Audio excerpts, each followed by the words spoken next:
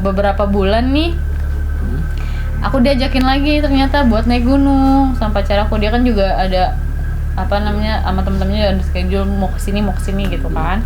Nah sebelumnya itu sih saya kayak mikir nggak mau deh gue naik gunung lagi gitu kan Pak. Tapi kayak temen pacar aku ngajak dan pacar aku ngajak aku, ya udah deh aku ikut aku gitu kan. Aku kayak berdoa semoga nggak kejadian kayak yang di Merapi, nggak kejadian apa-apa. Aku via teletes kalau ke Arjunanya. Nah di situ udah tuh kita packing ulang, bersihin badan, mandikan, udah rapi-rapi. Kita naik ke mulai naik ke Arjuna. Kayak udah mau dekat maghrib gitu. Aku sempat banyak berhenti sih karena itu kan capek juga. Ngecamp tuh di daerah yang kayak savana gitu sih yang Bapak bilang tadi tuh. Aku ngecamp di situ karena kan banyak buat pos, bayangin tuh nggak tahu namanya pos apa, itu dia deket banget sama kali kan, biar kita ngambil air tuh nggak susah kan. Nah aku posisinya langsung aku masak nasi ya sama masak air buat ngisi perut sama ngangetin badan kan Pak ya. Itu udah malam? Udah malam, jatuhnya aku udah selesai jam 7 malam deh kalau nggak salah aku nyampe ke tempat itu. Pas udah kayak gitu aku coba-coba buat nyenter nih karena aku kan kayak pengen ngeliat gitu situasi di situ, takutnya aku kemana lupa jalan itu kan. Aku senter katanya situ ada gubuk. Nah kan pas udah kayak gitu kata itu aku nanya itu warung, aku gituin kan, nggak tahu katanya sih punya orang situ, itu katanya sih ada yang bilang juga itu warung tapi jarang buka. Aku coba senter lagi karena aku penasaran. Pas aku senter kedua aku senter ke gubuk itu, terus kayak ada orang tinggi pakai sebah coklat gitu kayak bekas kena lumpur gitu Pak. Itu aku senter bener-bener jelas aku lihat banget. Mungkin dalam keadaan aku capek atau gimana itu suges aku, tapi itu bener-bener ada gitu loh Pak ya. Aku senter gak lama terus aku kayak dia jalan gitu sih, pas aku senter gitu dia langsung kabur. Aku ikutin kan arah senter aku ke situ, terus orangnya nggak ada. Terus karena tuh di depan gubuk itu kayak semak gitu Pak, udah nggak mungkin dong orang kan, kalau orang itu kan langsung lari ke sana. Kalau aku senter paling teriak dia kan kayak ngomong apa gitu kan, paling nyapa. Enggak, aku langsung kayaknya bukan orang deh, aku langsung ngomong kayak gitu. Tapi sosoknya coklat? Iya, kayak orang bekas ke dalam lumpur gitu sih Pak. Gimana sih, kayak udah kotor udah lumpur gitu ya? Badannya tuh penuh kotor gitu deh, kayak kita habis kejebur lumpur. Terus dia udah nggak basah tapi kering. Disuruh kan awalnya ambil air yuk gitu, ambil air di sana gitu. Terus aku yaudah yuk ambil air gitu, bertiga atau berdua gitu kan. Aku langsung kayak ngerasa kok kayaknya kita yang ikut banyak, kayak lebih dari kita, bukan teman kita, ada orang yang ikut tapi bukan teman kita. Aku nengok nggak ada orangnya Pak, tapi jadi ngerasa orang kayak perasaan tuh orang ada gitu loh. Aku langsung kayak merasa diikuti gitu kan. Kalau temen pun kan kayak biasa aja, hawanya sama-sama temen gitu kayak manusia gitu kan biasa. Mungkin ini hawa kayak dingin beda gitu kan. Aku bodo amat deh, aku nggak peduli. Aku takut kan kejadian sama kayak yang di Merapi, bisa bener-bener ngeliat gitu loh. Karena sebelum itu aku juga udah ngeliat, aku juga kayak aduh merinding gimana ini. Udah itu nggak lama aku ambil air, aku naik lagi ke atas. Pas udah kayak gitu aku belum naik ke atas, aku mau sikat gigi. Itu kondisinya aku bawa sikat gigi sama mau bawa botol-botol gitu, aku sikat gigi. Pas aku sikat gigi kayak ada orang nongkrong gitu sih Pak, kayak nggak nongkrong sih, kayak ikut ngambil air gitu, tapi nggak ada orang. Kayak gimana sih Pak, Bapak lagi nongkrong ngambil air, sebelahnya kayak ada orang yang nongkrong juga gitu. Tapi lo nggak ngeliat? Enggak, aku nggak ngeliat, cuma kayak perasaan orang itu kayak nongkrong jongkok samping aku. Aku mikir gini, ini dia apa yang tadi aku lihat gitu, takutnya mikir gitu. Tapi lo nggak nengok gini? Enggak, aku nggak nengok karena aku posisinya udah was-was ya? Udah capek, takut, ngerinya itu aku nengok nih bener-bener di samping aku. Besok paginya itu biasa Pak, kayak aku pagi-pagi buka tenda, udah ada teman pacar aku kan satu orang, dia mau masak air mungkin dingin buat ngairin badan. Ada ayam kate gitu, aku kayak penasaran juga. Gak lama kita akhirnya kita beberes, masih siang kita naik lagi Pak, yang di dekat kayak savana gitu juga sih, tapi aku lupa namanya apa. Itu savana di bawah, aku campnya agak di atas dikit, tapi belakang kesananya lagi tuh ada mata air. Nah gak lama itu aku baru datang itu akhirnya pada bangunin tenda lagi kan, buka tenda, baru beres, aku ngambil air. Terus pas kondisi berdua atau bertiga, aku lupa deh, pokoknya berdua deh kayaknya. Temannya pacar aku yang itu satu ngambil ranting-ranting gitu buat bikin kayak api gitu kan, unggun. Aku ngambil air sendiri. Oh, jadi berdua cuman pisah. Satu pisah, temen aku duluan ngambil kayu, aku di belakangnya dia ke mata air. Ngambil air. Pas udah gitu, aku ngambil air, bentuk air tuh kayak lorong gitu Pak. Aku agak masuk dikit. Pas aku lagi ngisi air drigennya itu, terus ada suara kayak gini, gitu. Sedangkan itu nggak ada orang sama sekali Pak. Dan suaranya itu kedengaran dari batu itu, karena kan batunya tuh kayak bolong, nggak bolong sih Pak, kayak nyekung gitu, kayak goa tapi udah buntunya, kayak gitu. Aku langsung astagfirullahaladzim, aku langsung kayak teriak. Aku kan orangnya nggak bisa diem, kalau udah itu kayak teriak istighfar kan, langsung kayak astagfirullahaladzim kayak gitu kan.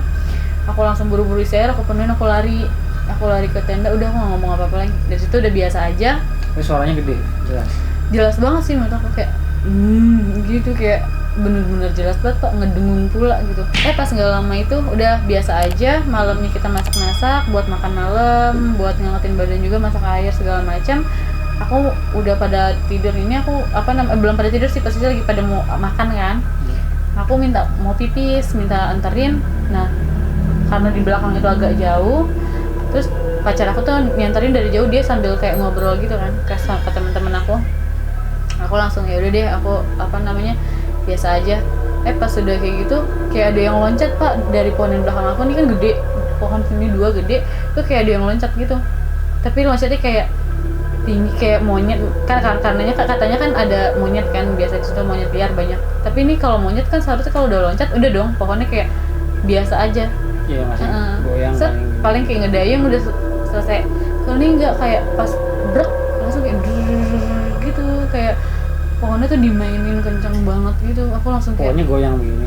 Iya, kayak ada kan di pohonnya besar nih, ada ranting beberapa yang daunnya banyak, itu tuh dalam daun itu pada ada goyang gitu Pak. Bodoh deh aku gitu kan. Tapi aku sempet nengok, itu kayak kenceng banget gitu kan, nggak ada angin yang kenceng juga Pak. Emang posisinya kan artinya anginnya kurang, nggak begitu besar kan anginnya. Pas sudah gitu kita kita tidur, bangun sekitaran jam 2 atau jam setengah 2 atau jam 2 gitu. Kita pemanasan, ngangetin badan, mau lanjut nge-trek summit. Barang-barang kan pada tinggal di tenda kan, kita cuma bawa depek gitu waist bag gitu doang kan, sama jas hujan. Nah akhirnya naik, pas lagi naik itu rasanya tuh kayak kuping aku tuh kayak bunyi, kayak denger sesuatu, terus kayak ada yang ngeliatin, kayak itu waktu di jalan. Iya, di jalan. Terus kata orang-orang kan, karena di samping aku ada orang Surabaya, 2 orang cowok tuh, katanya jangan mikirin yang enggak, jangan ngomong yang aneh-aneh, kata dia gitu. Jangan nengok kanan kiri nggak apa-apa gitu kan, cuman kayak jangan aneh-aneh. Udah tuh, terus kata dia di tempat ini ada tempat yang takutnya dibikin nyasar, karena kan beberapa cerita aku juga pernah dengar ada yang pernah nyasar situ tapi nggak balik gitu loh, kayak gitu. Aku kayak takut itu yang juga. di kali jiwanya itu kali. Iya, mungkin kayak di itu aku juga lupa namanya. Gak lama itu aku langsung kayak di situ kayak ada orang nih sebelah kanan, abis kayak sebelah kiri aku kayak gitu. Aku jalan biasa, aku agak kepleset tuh gara-gara aku nggak ngeliat ada pohon besar gitu Pak, kayak kepleset brek, kayak langsung bangun lagi, jalan lagi. Nah sebelah kanan tuh kayak ada yang ngeliatin 2 apa 3 orang, tapi nggak ada orangnya, kayak tinggi, kayak ngejagain sih Pak jatuhnya. Iya, sama cuman nggak, orangnya nggak jelas. Enggak, tapi kayak nggak tahu suges aku doang, nggak tahu apa. Tapi itu benar-benar tuh kayak 3 orang diri, itu dia kayak ngejagain, kayak cuma diri begini gitu. Dia berjejer gitu, baris gitu. Agak jauh, dia di saat pertama aku jalan dikit, di sini sama sini, kayak jaraknya agak semeter dikit gitu. Tapi orang yang berbeda. Kayak semuanya sama Pak, kayak gimana sih ya, kayak orang penjaga gitu sih Pak, kayak sama gitu ngerasanya. Aku langsung kayak diem aja, terus kayak nunduk biasa aja. Tapi karena aku kan nggak kuat dingin ya Pak, aku sambil kayak netes air mata aku gitu kan, kayak sampai merah banget, sampai kayak narik ingus terus kan. Aku langsung kayak ya udah deh, biasa aja. Udah nyampe ke atas nih Pak, udah ngeliat summit, udah seneng banget ya, pokoknya udah indah banget itu kan, kayak itu kebayar pagi, udah pagi, kayak kebayar gitu dari aku ngerasain aneh-aneh itu. Pas udah ke atas kayak kebayar gitu, wih indah banget, kayak bagus banget. Gue nggak mikirin apa-apa lagi deh, nggak mau mikirin macam-macam. Pas udah gitu kita turun nih Pak, kalau di Arjuna itu kan beda sama kayak gunung-gunung lain ya Pak. Kayak dia masih banyak pohon-pohonnya lagi gitu Pak, jadi kayak nggak terlalu kelihatan awan gitu banget, tapi cuman tinggi. Iya, iya. Nah Masih agak rapat gitu.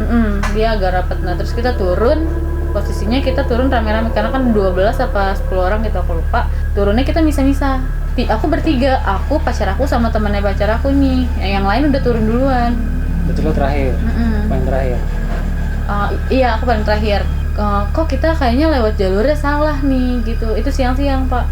Terus ada kayak garis polisi gitu. Aku langsung ngomong ke pacar aku, kayaknya kita nggak lewat sini deh gitu kan. Kok kita nemuin batu-batu gede gini, perasaan tadi nanjak nggak kayak gini gitu. Kalau kita nanjak kayak gini pasti lebih gampang kan. Tapi di situ ada garis polisi gitu, terus aku kayak teman pacar aku juga ngerasa, terus kayak ngomong, kayak kita emang nggak lewat sini deh gitu kan. Iya kita nggak lewat sini tahu aku gitu kan. Pas pacar aku ngehin juga, iya kita nggak lewat sini deh, salah, kayak kita nyasar gitu. Nah aku kayak mikir, wah gue bekas dikasih lihat yang aneh-aneh nih, gue disasarin nih gitu Pak, kayak mikir gitu. Terus aku langsung kayak udahlah, aku nggak usah ceritain apa-apa dulu di sini aku gitu kan. Udah tuh aku jalanin aja sama pacar aku sama temennya tuh jalan aja tuh kan, jalan akhirnya nemu mata air. Nah akhirnya kita kan kalau misalkan di gunung gitu kan, kalau misalkan kayak kehilangan jejak kayak suka teriak gitu kan, wuk gitu. Kalau ada yang nyautin berarti dekat sama tempat ngecamp. Teriak lah teman pacar aku sama pacar aku kan. Terus aku juga coba kayak ikut bantu gitu. Ternyata ada sautan. Misalkan aku manggil Paniko ngecamp di atas, Paniko denger, Paniko nyautin aku. Oh, berarti bukan cuma orang lain balas. Kayak ada orang lain balas. Nah, akhirnya kita ikutin suara itu, temennya gitu.